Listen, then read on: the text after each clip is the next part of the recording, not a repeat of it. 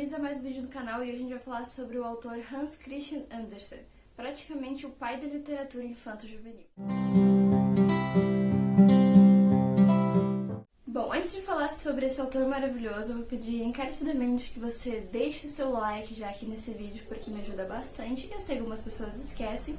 E também se inscreva no canal caso você seja novo por aqui e ativar o sininho das notificações, porque assim você sempre vai saber quando tem vídeo novo por aqui.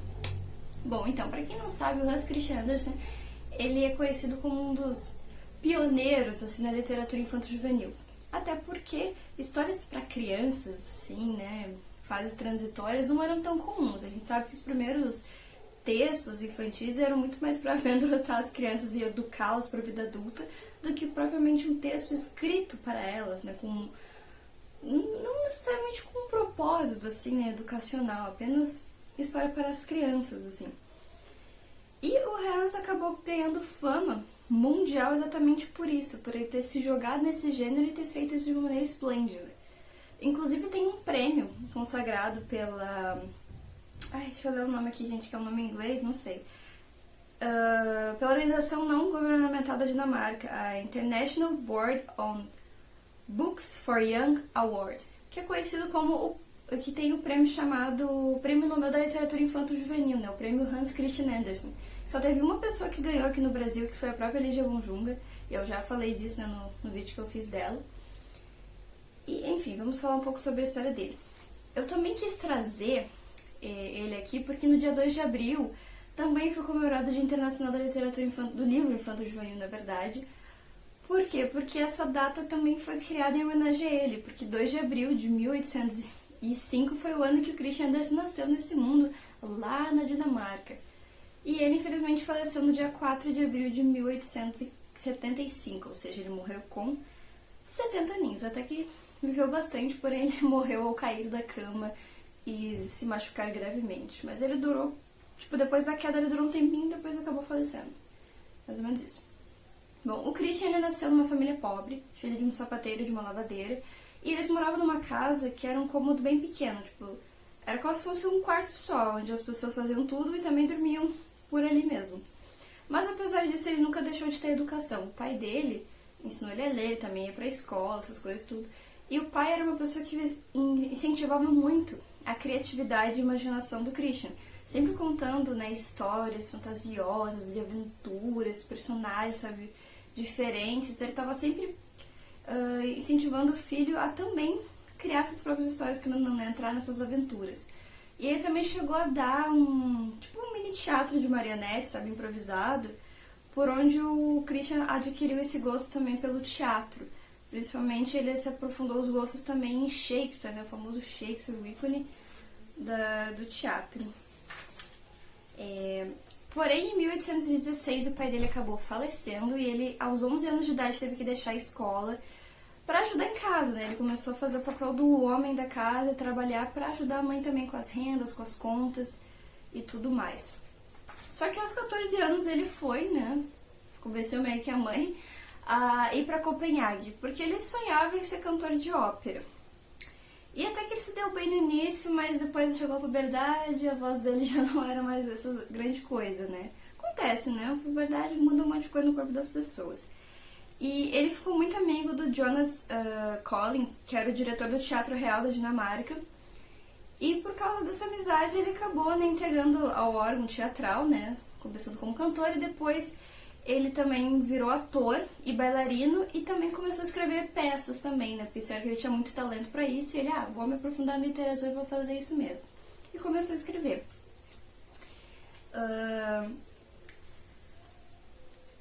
Só que aí depois disso ele também foi para outras escolas, que eu não sei pronunciar agora o nome, mas ele estudou em 2 escolas, que ele não gostou muito, assim, ele não era um aluno exemplar, mas permaneceu nas aulas até onde deveria, né, até quando era necessário ir, e ele descreve isso como um período muito obscuro da vida dele. Ele realmente não gostava de estar lá. Mas depois, em 1828, ele integrou a Universidade de Copenhague, e onde ele começou a lançar textos, né? Ele já tinha lançado vários livros antes, contos, sabe? Esses textos todos, porque ele, além de escrever contos de fadas, escrevia contos, escrevia relatos de viagem, peças de teatro, como eu mencionei, histórias, tipo romances, canções patrióticas e todo esse tipo de rolê, né? E só que ele não era muito famoso nessa época, ele só foi começar a ter fama internacional quando ele lançou o livro dele, O Improvisador, em 1915, que foi assim que lançou ele na carreira. Muito comum, né? Muitos escritores escrevem não sei quantos livros primeiro, daí não recebe reconhecimento, daí escreve um, que aí, pum, pá, todo mundo sabe que ele é, todo mundo quer saber que ele é, e etc. E depois disso, ele, né, começou a escrever esses celebres contos de fadas, que foi o gênero que trouxe ainda mais fama pra ele, qual ele é mais reconhecido hoje em dia, né? Como eu falei anteriormente, não era um gênero muito explorado, em que escritores escreviam com tanta frequência. E ele editou 6 volumes desses contos, né, de fadas, entre 1835 e 1872. E uma coisa muito interessante é que ele procurava transmitir nessas narrativas um modelo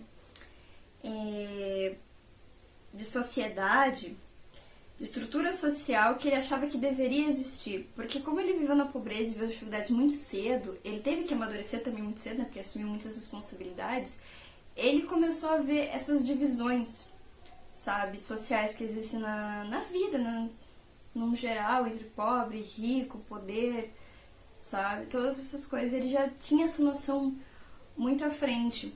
E ele era uma pessoa que defendia muito a igualdade social entre as pessoas. E ele procurava também mostrar essa reflexão nos conflitos instaurados entre as pessoas que estavam no poder e as pessoas submetidas a essas pessoas no poder. E os seus contos mais famosos, inclusive incluem O Patinho Feio, O Soldadinho de Chumbo, A Pequena Sereia, que todo mundo conhece, A Princesa e a Ervilha, inclusive o nosso famoso, o conto da Rainha das Neves, né? Acho que é a Rainha das Neves, se não me engano o nome. Que inspirou o famoso Frozen, né? Não sei, acho que muita gente já sabe, outras pessoas não, mas foi o conto que inspirou Frozen, né? Inclusive eles iam fazer uma pegada assim mais da rainha sendo uma pessoa amada, no caso a Elsa, mas resolveram fazer um bagulho mais family friendly, né? Mais amizade, mais amor. Mas tem um filme de animação que é Rainha de Gelo, desculpa.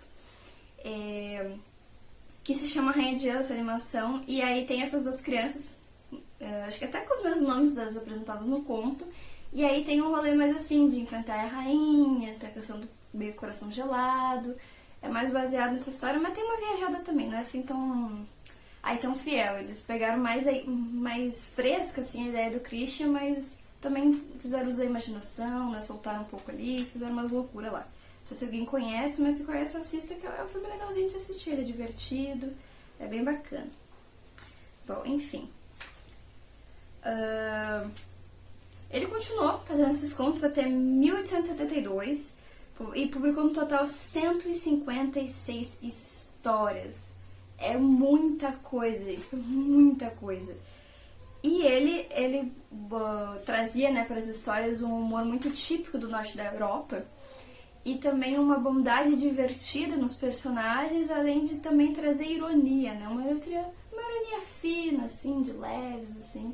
E eu li um dos contos dele, porque eu tive que ler a da Rainha de Gelo pra fazer um trabalho da faculdade, e dá pra sentir um pouco disso na narrativa, nos diálogos. É um texto muito bom, inclusive. Se vocês tiverem tempo para ler um dos contos deles, ou até todos, se quiserem também, eu recomendo, porque é uma leitura bem fluida.